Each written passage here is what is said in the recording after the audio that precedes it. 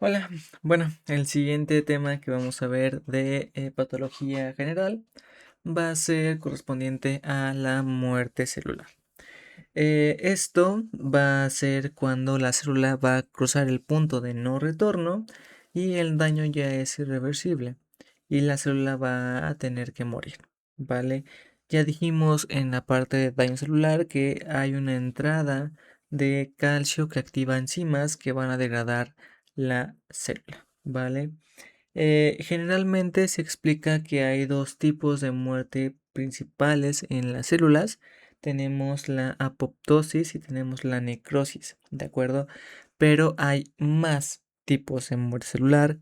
Tenemos, por ejemplo, la netosis. Tenemos, eh, tenemos una gran cantidad de muertes celulares. En la descripción voy a dejar un link de un documento si es que lo encuentro, que habla justamente de todos los tipos de muerte celular, que son muchísimos. Solamente me voy a centrar en esos dos, en apoptosis y necrosis, un poquito en netosis, pero no tanto. Y las principales diferencias entre netosis, perdón, entre apoptosis y necrosis es que, bueno, comúnmente tenemos considerado que la apoptosis es una muerte celular programada, ¿no? Es intracelular, mientras que la necrosis es generada por un daño o una lesión celular. En el caso del núcleo, en la apoptosis vemos pignosis, es decir, una disminución en tamaño del núcleo. Hay una condensación y una fragmentación. En el caso de la necrosis vemos, además de la pignosis, vemos cariorrexis, es decir, el núcleo fragmentado en diferentes tamaños. Y la cariolisis, que es cuando ya no hay núcleo o el núcleo es como fantasmita, ¿vale? En el caso del daño intracelular puede ser la apoptosis por la condensación, por la pérdida de agua o por la agrupación de organelos. Mientras que en la necrosis ocurre lo contrario. Hay una ganancia de agua, hay una edematización y una dilatación de organelos, generalmente asociado a esta tumefacción celular, ¿vale? En el caso de la membrana celular, los cuerpos apoptóticos en la apoptosis lo hacen de manera ordenada, mientras que en la necrosis la membrana pues se rompe directamente. En ambos se observan las mitocondrias condensadas y en el caso de la apoptosis se dice que hay una autólisis y una heterólisis, ¿vale? Eh, Sobre todo heterólisis, es decir, una degradación por otras células, mientras que en la necrosis generalmente hay autólisis por esta ruptura y esta entrada de células y enzimas que degradan a la misma célula, ¿vale? Y otro punto muy importante es que en la apoptosis no hay inflamación, mientras que en la necrosis sí hay inflamación, además de que es necesario para eliminar el tejido necrótico y reparar el tejido, ¿vale? Entonces, ya vamos a hablar específicamente solamente de necrosis, aclarados los puntos anteriores, y tenemos que la necrosis es, por definición, una serie de cambios fisiológicos, morfológicos y bioquímicos que surgen después de la muerte celular en un tejido vivo, ¿vale? Se da por la acción degradante progresiva de las enzimas en la célula letalmente lesionada, que es lo que vimos en daño celular, esas enzimas que lisan la propia célula, ¿vale? Tenemos tres tipos de necrosis principalmente. Tenemos la necrosis coagulativa, tenemos la necrosis licuefactiva y la necrosis gaseosa, ¿vale? Esta clasificación va de acuerdo principalmente a la etiología o causa que lo provoca. En el caso de la necrosis coagulativa, se da principalmente en la hipoxia o isquemia, ¿vale? Todo lo que nos dé eh, isquemia o hipoxia, va a presentar necrosis coagulativa. Se puede presentar en generalmente cualquier órgano, menos en sistema nervioso central. ¿Ok? En sistema nervioso central, la isquemia no presenta necrosis coagulativa. Em, Algunas etiologías o causas puede ser el calor y frío excesivos, úlceras, por ejemplo, tóxicos cáusticos, toxinas bacterianas, Fusobacterium necrophorum, parvovirus, distemper, entre otras. Hay muchas lesiones que nos pueden llegar a causar esta necrosis coagulativa, ¿vale? Em, en el caso de la isquemia, en algunos órganos causa infarto, que es decir, una zonas de necrosis delimitada por una congestión vascular, ¿vale? Eh, Se observa que histológicamente la arquitectura del tejido en la necrosis coagulativa se conserva y de la misma forma el detalle celular también se conserva, ¿vale? ¿Qué es esto? Básicamente que cuando yo lo vea al microscopio, yo sepa que es un hígado, sepa que es un riñón, por ejemplo, eh, y sepa que las células se ven como riñoncitos, riñoncitos, como nefronas, como hepatocitos, por ejemplo, ¿no? Entonces, a esto me refiero. En el caso de la necrosis licuefactiva, esta va a tener una forma similar a un licuado, bien dice su nombre. Tiene principalmente dos formas. La más conocida son los abscesos, es decir, zonas de necrosis licuefactiva delimitadas por tejido conectivo, ¿vale? Cuando la necrosis licuefactiva no se limita a una cápsula de tejido conectivo, entonces, bueno, tenemos lo que se conoce como flegmón, ¿vale? Em, ¿En qué órgano se puede dar? Estrictamente casi cualquiera y principalmente en sistema nervioso central, ¿vale? Aquí la isquemia sí causa necrosis licuefactiva. En este tipo de necrosis, la forma de verlo macroscópicamente es que, bueno, se va a perder la arquitectura del órgano y va a tener un aspecto homogéneo o parcialmente homogéneo con coloraciones principalmente eosinofílicas con algunos acúmulos basófilos, ¿vale? Ya que el calcio generalmente se tiñe de morado ante una tinción He. Em, en el caso de ese tipo de lesiones, como es causado principalmente por bacterias, la principal célula encontrada en la periferia de esas lesiones van a ser polimorfonucleares o neutrófilas, ¿vale? ¿Qué cosas me pueden causar necrosis licuefactiva? Puede ser todas las bacterias biógenas. Por ejemplo, Staphylococcus aureus, Streptococcus pyogenes, Fusobacterium pyogenes, Corynebacterium pyogenes, todo lo que nos llegue a producir pus nos va a producir necrosis licuefactiva. La última necrosis va a ser la necrosis gaseosa. En esta tenemos que son zonas cuyo principal material es el calcio, ¿vale? Generalmente macroscópicamente se llegan a apreciar como morfología, como de queso cottage, más o menos. Em, Son zonas en donde se pierde la arquitectura del tejido, se ve tejido de manera heterogénea, con algunas zonas más mineralizadas que son conocidos como estos cuerpos de salmón bomba, ¿no? Que son básicamente piedritas de calcio. En muchas lesiones se encuentran además macrófagos granulares o células gigantes, ¿vale?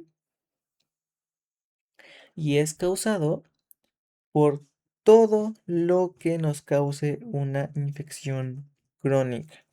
Por ejemplo, Aspergillus parasiticus, Rhizopus, Mycobacterium bovis, Nocardia, Streptococcus, Corynebacterium. Todo lo que nos cause una infección crónica nos va a causar necrosis gaseosa. ¿Por qué? Porque cuando hay inflamación por ese tipo de desinfecciones, la inflamación causa que el tejido disminuya en pH. Y el tejido o el organismo que dice, ok, tienes una disminución en el pH, te voy a mandar calcio y fósforo para alcalinizar, para buferar esa parte y neutralizar la acidez, pero se cristaliza y generalmente se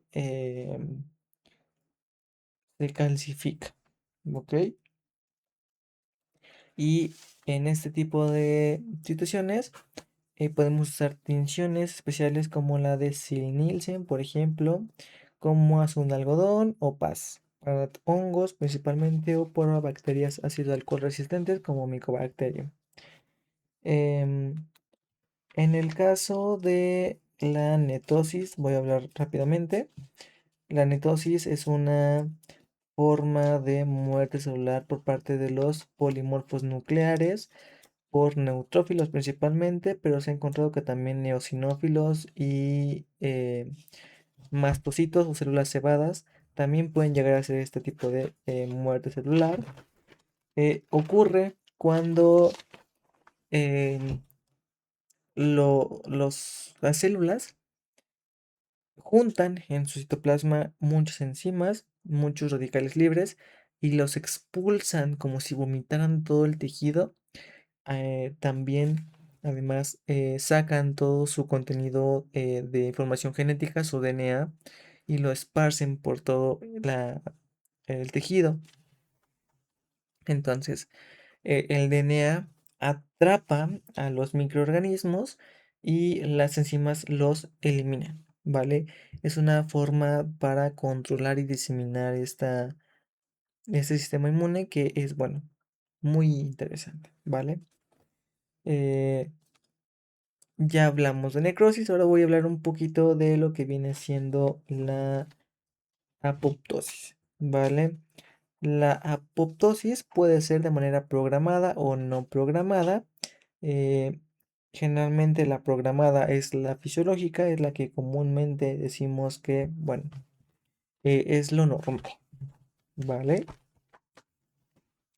Y es generalmente inducido por vías de señalización que terminan diciéndole a la célula, ¿sabes qué? Tu tiempo de vida ha culminado, ¿vale? ¿Cuándo sucede esto? Bueno, durante la embriogénesis, por ejemplo, cuando se determina el sexo embrionario de un individuo, recordemos aquí que cuando nacemos tenemos teóricamente los dos sexos. Cuando se empieza a dar la secreción hormonal es cuando se decide por uno u otro sexo. Entonces, si por ejemplo se decidió por una hembra, entonces eh, la parte de los conjuntos de Wolf se van a ver, van a morir, ¿vale? Se van a entrar en apoptosis para poder disminuir su, su vida. Puede ser también por inducción de tejidos hormonodependientes, ya dijimos, cuando un tejido hormonal deja de recibir señales, puede inducir apoptosis, ¿vale? Y atrofia. La eliminación de poblaciones celulares para mantener un número constante de células, en el caso de los epitelios, también puede ser normal. Por ejemplo, lo que hemos escuchado mucho, que cuando hay una descamación de la piel, pues ahí también las células se mueren por apoptosis, ¿vale? Eh, También cuando las células ya cumplieron su trabajo, bueno, también se pueden llegar a morir.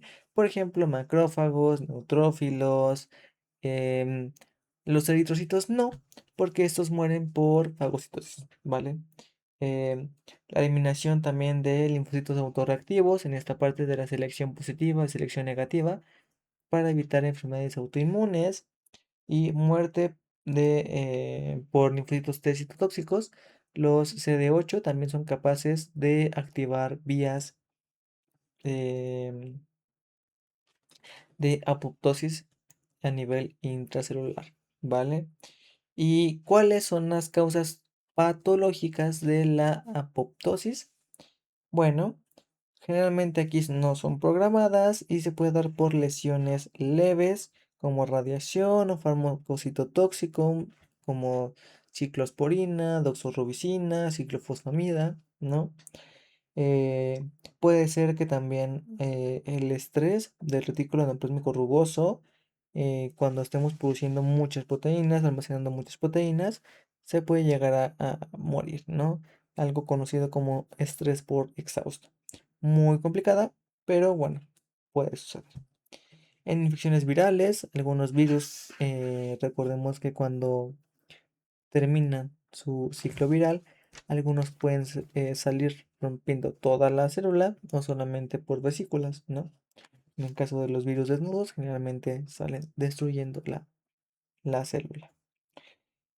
Puede ser una atrofia patológica en órganos parenquimatosos, ya dijimos, riñones, adrenales, hígado, por ejemplo, pulmones, puede ser. Y en alguna muerte celular, en el caso de células tumorales, ¿vale? ¿Cómo sucede esto? Bueno, ya dije, hay diferentes vías de señalización. Por ejemplo, el daño en el DNA pueden activar la, una parte genética que es la P53 que activa la vía de las caspasas. Las células citotóxicas, la CD8, pueden activar la granzima B que activa la vía de las caspasas. Ligando FA o TNF del factor necrosis tumoral también activa la vía de caspasas, ¿vale? En daño mitocondrial, junto con la liberación del citocromo C, también activa la vía de las caspasas. Es decir, hay muchas cosas que nos activan la vía de las caspasas que va a generar que se degraden ácidos nucleicos por endonucleasas, ¿no? Que haya una organización del citoesqueleto en vacuolas que se conocen como yemas citoplasmáticas para posteriormente formar los cuerpos apoptóticos, ¿vale? Y estos se eliminan al ambiente, iba a decir, a la célula, y otras células llegan y los fagocitan, ¿vale? Esto es más o menos lo que viene siendo la apoptosis. Y vamos a tocar ahora el tema de la gangrena. La gangrena es un tema muy extraño. De una vez les aviso. La gangrena es una cosa muy rara. Entonces, si se me pierden en algún momento, no se preocupen, tómenla con calma porque es un tema muy raro. Em, la gangrena estrictamente es un término clínico para designar necrosis en extremidades, la cual generalmente se aprecia como un tejido de color oscuro que ya está muerto, ¿no? Necrótico. La gangrena es la consecuencia de la necrosis a la cual se le añade una infección o proliferación de microorganismos oportunistas, pero puede ser aséptica, ¿vale? Generalmente como hay una contaminación por bacterias o microorganismos, da un proceso de putrefacción o de olor pues, malo y un aspecto semilíquido, ¿no? Como licuado. Tenemos tres tipos igualmente de gangrena. Tenemos la gangrena seca, que es una consecuencia de una necrosis coagulativa isquémica que se contamina con bacterias, ¿vale? Se puede tornar fría, puede tener descoloración en el caso que haya mucha contracción y puede ser aséptica o contaminada. Oye, pero no nos dijiste que tiene que ser contaminada por bacterias. Sí, pero es una cosa muy rara esto. Entonces, eh, la gangrena seca yo lo asocio más que nada a que la necrosis coagulativa se llega a contaminar o no, ¿vale? Nada más. Por ejemplo, el ejemplo más sencillo es, me pongo una liga muy apretada en el dedo, se va a poner morado, va a haber isquemia, va a haber hipoxia, va a haber necrosis y va a haber gangrena. y se me va a caer el dedo, ¿ok? ¿Qué causas? Lo mismo, todo lo que nos cause necrosis coagulativa, como obstrucción de la circulación e infartos, eh, uso prolongado de torniquetes, vasoconstricción sostenida como los anestésicos alcaloides, como la lidocaína, la adrenalina o la pilocarpina, intoxicación por ergotonina o también conocido como eh, cornezuelo de centeno, que es una micotoxina, ¿vale? También la cocaína causa gangrena seca. Por eso es que la gente que tiende a consumir ese tipo de contenido tiene necrosis a nivel vías respiratorias altas, termina generando una gangrena a nivel del tabique nasal y por eso pierden esta estructura, ¿vale? ¿Por qué? Porque también causa una vasoconstricción sostenida y también fisiológicamente se da en el caso de los recién nacidos cuando se da la pérdida del cordón umbilical. El siguiente tipo de gangrena es la gangrena húmeda. En esta, el tejido necrosado generalmente sí es infectado con bacterias patógenas o saprófitas o que las mismas bacterias necrosen el tejido. Ahorita voy a explicarme con esto. Generalmente se da en necrosis licuefactiva asociado a bacterias biógenas y tiene un alto índice de inflamación. Y el riesgo de esta gangrena realmente no es como tal que se me muera el tejido. Ok, si me muera, ya ni modo, ¿no? Em, pero como tiene bacterias, tiene muchas bacterias, el riesgo de sepsis o septicemia es muy alto. Y es por lo que nos llegamos a tener precaución y podemos llegar a perder la vida, porque la septicemia nos puede causar un choque anafiláctico muy, muy grave. ¿Qué causas o qué etiologías nos pueden dar esto? Heridas contaminadas, mastitis, descole, torsión o intussuscepción intestinal y en algunos prolapsos o hernias, ¿vale? Y el último de las gangrenas va a ser la gangrena gaseosa. Esta es una serie de enfermedades principalmente clostridiales con em, zonas gangrenosas con acumulación de gases en los tejidos y que provocan la formación de cavidades de ellos. ¿Vale? Como bien dice su nombre, la gangrena gaseosa va a tener justamente contaminación con bacterias, necrosis, pero además gas. Los dos ejemplos y los únicos que vamos a ver va a ser el caso de Clostridio chaguey, que es el llamado edema maligno, o Clostridium septicum, también conocido o una enfermedad conocida como la pierna negra. Es muy común en rumiantes por falta de calostro. En este caso vemos zonas de necrosis sumamente negras. Vemos que estos tejidos llegan a crepitar, suenan a las burbujas de gas que tienen acumuladas y su evolución generalmente o su pronóstico es malo, ¿vale? Generalmente se tiene que retirar todo el tejido para poder salvar la vida del individuo. Pero pues obviamente a nivel de sistemas de producción esto no nos es tan factible porque bueno, no me sirve tratar una vaca que no me va a dar leche en 2 años. Ujú. Y bueno, dependiendo del tipo de necrosis, el tipo de gangrena, podemos dar un pronóstico y una evolución. Si tiene una gangrena, por ejemplo, gaseosa, bueno, el pronóstico puede ser malo. Si tiene una gangrena seca con una necrosis licoefectiva no tan severa, bueno, puede tener un pronóstico bueno, favorable, pero pues obviamente con alguna repercusión. Y bueno, con eso terminaríamos la parte del tema de muerte celular. Espero que les haya quedado claro. Si tienen alguna duda, bueno, no duden en consultármela en los comentarios. Cualquier cosa, bueno, estaré pendiente de ello. Y el siguiente tema va a ser inclusiones celulares y acumulación tisular. ¿Vale? Entonces, les recomiendo que sigan la línea para que no se pierdan de la información que estoy dando y no vayamos salteados, ¿vale? Cualquier cosa, bueno, estamos en los comentarios y espero que les haya gustado, que descansen y suerte en sus estudios.